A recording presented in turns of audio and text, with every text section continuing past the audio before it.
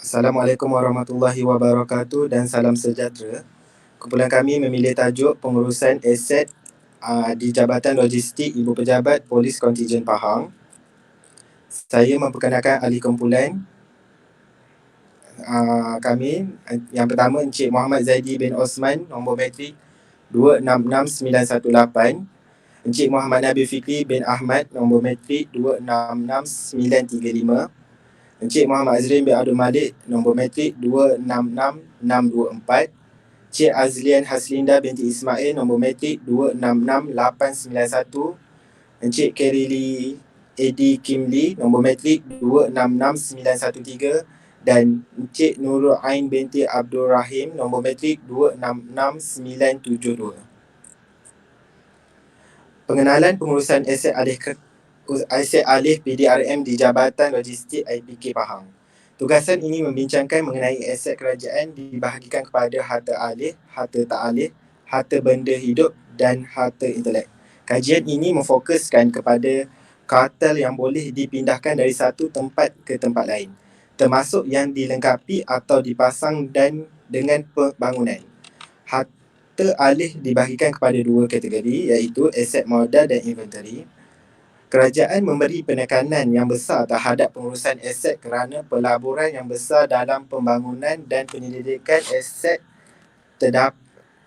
Terdapat keperluan untuk pengurusan aset yang sistematik, komprehensif dan bersepadu berdasarkan dasar penambahbaikan berterusan sistem penyampaian perkhidmatan sektor awam. Aset kerajaan merujuk kepada harta benda yang dimiliki, diduduki, dibina di bawah kawalan kerajaan, dibeli, dipajak dengan dana kerajaan, diperolehi melalui derma, hadiah, prosedur undang-undang, melalui sumber liar, pembiakan, penyelidikan dan warisan. Dalam kes ini, aset kerajaan dibahagikan kepada harta alih, harta tak alih, harta benda hidup dan harta intelek. Kajian ini hanya memfokuskan kepada kartel yang boleh dipindahkan dari satu tempat ke tempat lain, termasuk yang dilengkapi atau dipasang dengan bangunan.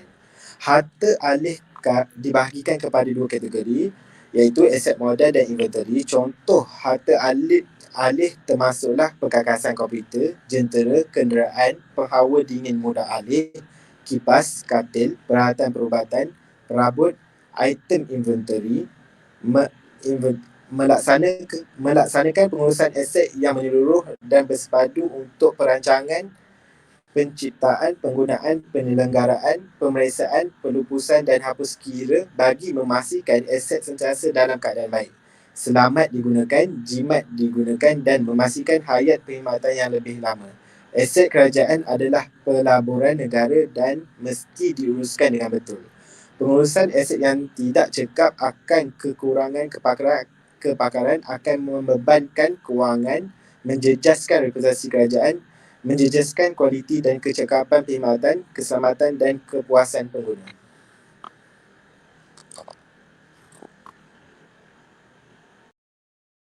Belakang pengurusan aset alih PDRM di Jabatan Logistik IPK Pahang. PDRM dan pengurusan aset dalam Jabatan Logistik dan Teknologi Ibu Pejabat Polis Diraja Malaysia, terdapat sebuah cawangan yang dikenali sebagai cawangan pengurusan aset yang diketuai oleh seorang superintendent dan dibantu oleh seorang pegawai deputi superintendent polis, iaitu DSP, 2 orang asisten superintendent polis dan 6 orang inspektor serta anggota bawahan. Untuk isu dan permasalahan manusia, teknostruktur, strategi, peraturan mengenal pengurusan aset terkini terkandung dalam beberapa dokumen berasingan, termasuk arahan pembendaharaan, panduan pembendaharaan, prosedur pengurusan penyimpanan, pekeliling pembendaharaan dan pekeliling pembendaharaan. Selain itu, isu salah satu urus warta kerajaan sering dibangkitkan dalam laporan pengauditan urusan kewangan Indeks Accountability di Ibu Pejabat Polis Kontijen Pahang. Walau bagaimanapun, pegangan aset yang sebesar ini telah berlaku pelbagai kes kehilangan aset yang membimbangkan. Kehilangan aset alih adalah perkara yang amat serius dan perlu dipandang secara positif untuk mengelakkan kejadian yang berulang berlaku, terutamanya melibatkan aset keselamatan seperti senjata api. Setiap tahun, PDRM telah melupuskan sejumlah aset alih yang telah rosak, tidak boleh digunakan, tidak ekonomi dibaiki, usang, luput tempoh penundaan dan kerosakan yang ketara selalu melibatkan nilai harga yang tinggi. Ketua Polis Negara, Ketua Polis Negeri, Komandan dan lain-lain ketua promosi perlu memberi perhatian dan akan meletakkan accountability ke atas pegawai pemerintah jika gagal membuat kawalan terhadap kes-kes kehilangan aset informasi masing-masing. Pekeliling Pemendaraan Malaysia telah mengeluarkan pekeliling yang berkaitan ini untuk membantu pengawalan semua aset-aset alih dengan lebih efektif. Bagi matlamat diagnosis adalah perkara untuk melihat tahap kaedah pengurusan, kesedaran dan tanggungjawab pematuhan operasi standard ke atas pegawai di Jabatan Logistik dan Teknologi di Pejabat Polis Kontingen Pahang yang akan mempengaruhi keberkesanan pengurusan pengetahuan terhadap pengurusan aset ahli kerajaan. Oleh itu, matlamat diagnosis tertumpu kepada mengenal pasti pendekatan pengurusan aset yang mesra alam dan mampan, memahami tahap kesedaran dan tanggungjawab kaki tangan PDRM dalam pengurusan aset dan mengenal pasti tahap pematuhan prosedur operasi standard iaitu SOP untuk pengurusan harta ahli.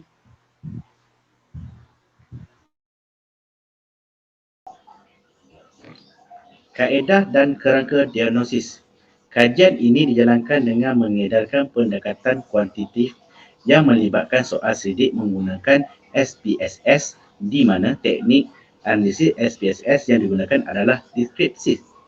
Pilihan responden ini adalah berdasarkan bilangan pekerja yang berkhidmat di Jabatan Logistik dan Teknologi iaitu kira-kira 130 orang. Daripada 130 orang, populasi responden adalah terdiri daripada pegawai kanan dan anggota pangkat rendah di 10 cawangan di dalam PDRM. Responden dikenaki melengkapkan 3 bahagian utama untuk melengkapkan soal sidik, perincian dan instrumen dan diagnosis kuantitatif. Persempelan, sampel yang dipilih ialah 130 orang responden daripada anggaran 480 orang secara keseluruhan di IPK Pahang. Kedua, diari dan catatan harian diari pengkaji merupakan salah satu rekod kajian kuantitatif. Kaedah kualitatif digunakan bagi menghadapi kekalangan masa yang dihadapi oleh para penulis. Demografi responden. Secara keseluruhan, responden yang diperolehi ini merupakan anggota dan pegawai PDRM yang bertugas di IPK Pahang. Antara aspek yang ditanya dalam bahagian demografi ini adalah jantina, umur, etnik, status perkahwinan, tahap pendidikan, tempoh berkhidmat dengan PDRM, pangkat dan juga pendapatan sebulan. Pengurusan aset mesra alam. Mengikut hasil pengurusan ini, jelas menunjukkan bahawa responden bersetuju yang menggunakan aset mesra alam ini dilihat sukar kerana mempunyai banyak SOP yang perlu dipatuhi. Namun begitu, berdasarkan kedudukan nilai min yang rendah ini menunjukkan terdapat anggota dan pegawai PDRM merasakan aset yang bakal dilupuskan ini tidak sewajarnya dipamerkan di Muzium PDRM kerana ianya tidak patut ditayang sewenangnya kepada orang awam. Tahap kesedaran dalam mengurus aset. Rata-rata responden bersetuju yang penganjur program mengurus aset dapat meningkatkan kesedaran mengenai isu dan amalan pengurusan. Disebabkan itu juga, pengurusan aset yang mesra alam ini juga memiliki SOP yang berbeza dan lebih rumit berbanding dengan pengurusan aset yang bersifat konvensional. Pematuhan SOP pengurusan masih aset alih. Kebanyakan responden bersetuju yang SOP sangatlah penting dalam melancarkan operasi ataupun kerja kaki tangan organisasi dalam menguruskan aset. Oleh itu, SOP mengurusan aset ini juga perlulah dilaksanakan secara berkala untuk membolehkan ianya semua warga lebih peka dan menggunakannya sama ada sebelum ataupun selepas. Okey, seterusnya terdapat 7 pelaksanaan serta perubahan intervensi. Yang pertama, pengurusan. Merupakan suatu usaha untuk menguasai, mendokumentasikan, memindahkan, mencipta serta mengaplikasikan pengetahuan dalam organisasi untuk tujuan mengembangkan dan memperbaiki organisasi. Selain itu, pengurusan pengetahuan juga menggalakkan suatu budaya pembelajaran yang berterusan dan perkongsian pengetahuan di kalangan ahli-ahli organisasi. Selain itu juga, pengurusan memerlukan infrastruktur dan kemudahan yang bersesuaian. Pelaksanaan pengurusan pengetahuan juga memerlukan komitmen dan penglibatan yang tinggi daripada semua pihak dalam organisasi untuk berjaya. Yang kedua, kaedah pengurusan.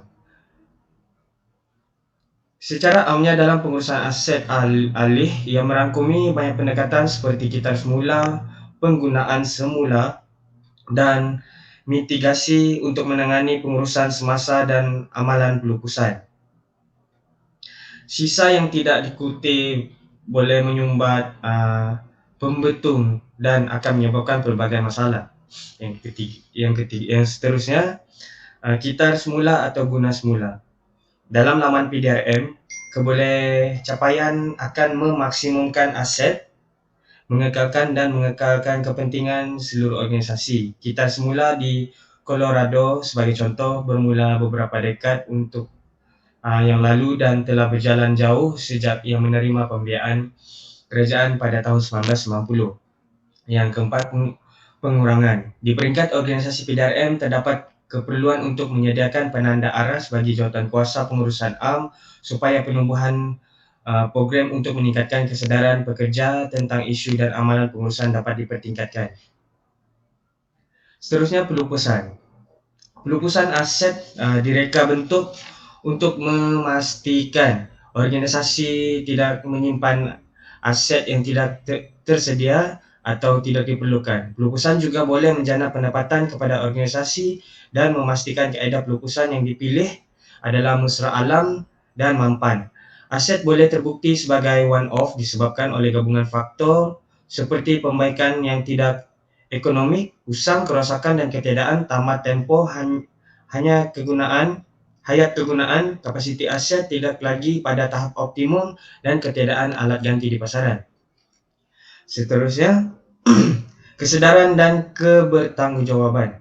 Tahap kesedaran yang tinggi dan penyertaan aktif masyarakat terdekat, termasuk anggota, gawai dan semua penjawat awam boleh menjadikan proses pengurusan dan pelupusan aset lebih berkesan dan cekap. Kegagalan mengurus dan melupuskan aset dengan betul akan mengakibatkan terkumpulnya aset lama yang merugikan organisasi dan jika dibiarkan memberi kesan buruk kepada alam sekitar apabila pengumpulan aset dilupuskan terus ke alam sekitar. Seterusnya, yang terakhir, prosedur operasi standard ataupun SOP. Peraturan atau prosedur bertulis untuk diterangkan dengan baik berkaitan dengan tugas dalam sesebuah organisasi. Tujuan utama SOP adalah untuk mencapai operasi yang betul dan konsisten pada setiap masa. SOP ditulis langkah demi langkah dan termasuk kawalan kualiti ataupun QC, jaminan kualiti ataupun QA dan ketepatan pengeluaran untuk unit pengeluaran.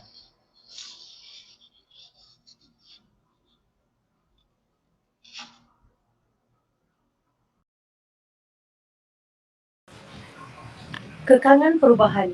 Kaedah pengurusan aset mempunyai pelbagai variasi terutamanya bagi aset yang mesra alam dan memiliki teknologi yang terkini. Ianya mempunyai SOP yang wajib dipatuhi dalam menguruskannya. Pengurusan aset yang mesra alam dan lestari lebih sukar untuk diuruskan kerana memiliki SOP yang berbeza berbanding penggunaan aset yang bersifat konvensional. Penggunaan aset yang lebih moden ini walaupun lebih efisien tetapi ramai yang sukar untuk mengadaptasi penggunaannya terutama dalam kalangan anggota dan pegawai yang sudah mencapai status warga emas.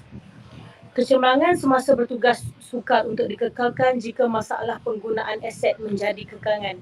Tahap kesedaran dan tanggungjawab warga PDRM dalam pengurusan aset. Maklum balas ramai menyatakan bahawa ianya memerlukan bimbingan dalam pengurusannya bagi membolehkan mereka mencapai cara penggunaannya.